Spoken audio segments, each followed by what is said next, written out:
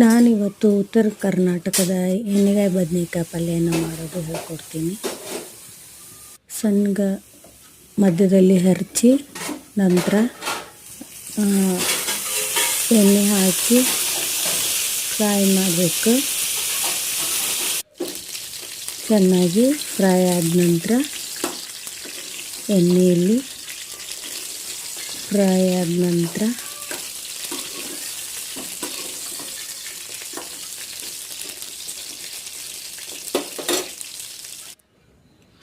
ಗುರೆಳ್ಳ, ಕೊತ್ತಂಬರಿ ಸೊಪ್ಪು, ಟೊಮಾಟೆ,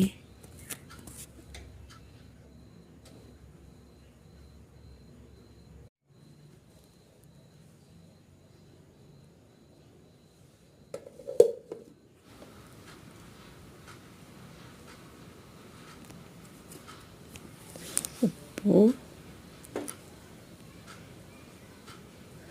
ಮನೆಯಲ್ಲಿ ಮಾಡಿರುವ ಹಸಿ ಖಾರದ ಚಟ್ನಿ. ನಾವೆಲ್ಲ ಮನೆಯಾಗ ಹಸಿ ಖಾರದ ಚಟ್ನಿ ಮಾಡಿರ್ತೀವಿ.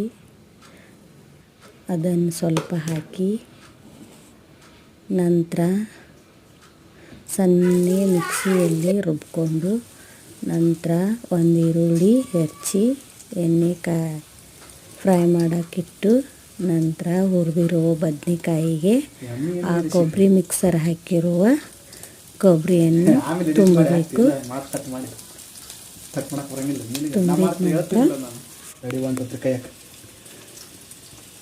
ಅಷ್ಟು ಬದನೆಕಾಯಿಗೆ ತುಂಬಿದ ನಂತರ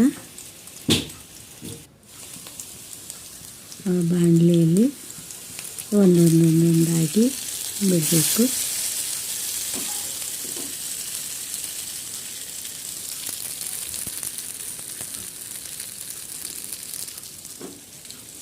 ನಂತರ